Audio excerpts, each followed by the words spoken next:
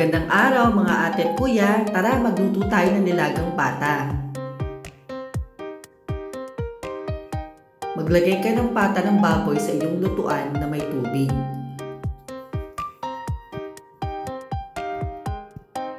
Lagyan mo ito ng sibuyas, depende sa iyo kung gaano karaming sibuyas ang gusto mong ilagay.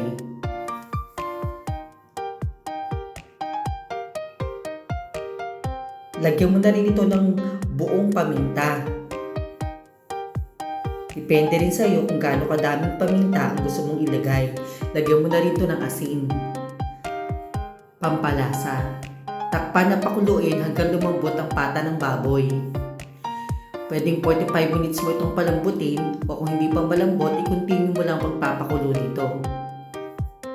Kapag malambot na ang pata ng baboy, pwede mo nang ilagay ang hiniwa mong patatas. Depende rin sa iyo kung anong hiwa at dami ng patatas na gusto mong ilagay sa niluluto mong nilagang pata. Pwede mo itong pakuluan ng 15 minutes para lumambot ang patatas.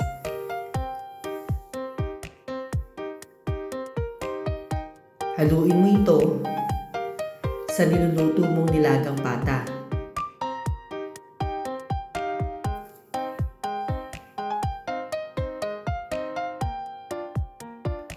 Dagdagan mo ng tubig ang niluluto mong nilagang pata. Lagyan mo na rin ito ng patis para lalong lumasa.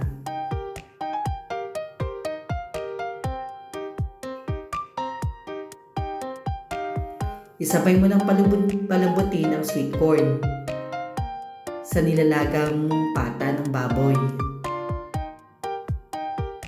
Depende sa iyo kung ilang pirasong sweet corn ang gusto mong ilagay. Ako, isang piraso lang ng sweet corn ang nilagay ko sa niluluto kong nilagang pata. Takpan ito at palambutin.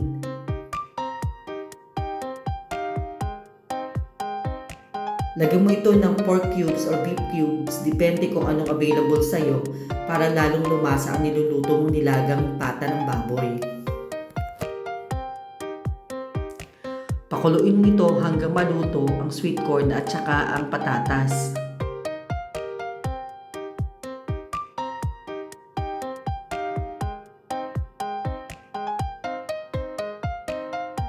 Tingnan kung malambot na ang patatas at sweet corn.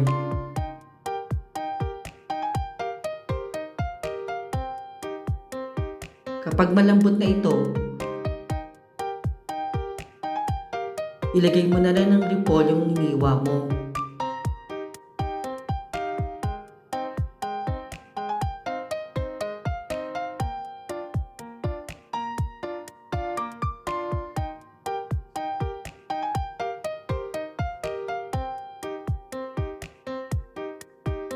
Pakuluin saglit ito para maluto ang repolyo.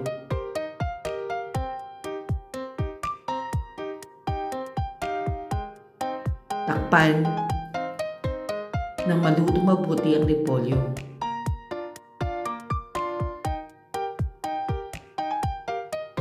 Ilagay mo na rin ang pechay sa niluluto mong nilagang pata.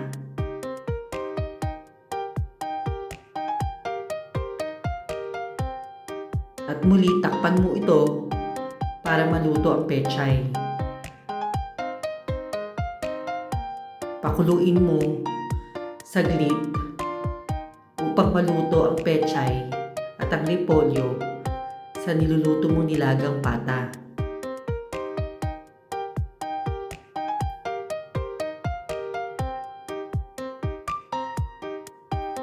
Ayan kuya, ate, luto na ang ating nilagang pata.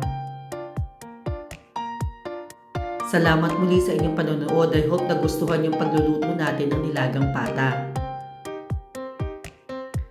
Hanggang sa muli ate at kuya, like and subscribe. Maraming salamat po sa panonood ng ating nilagang pata.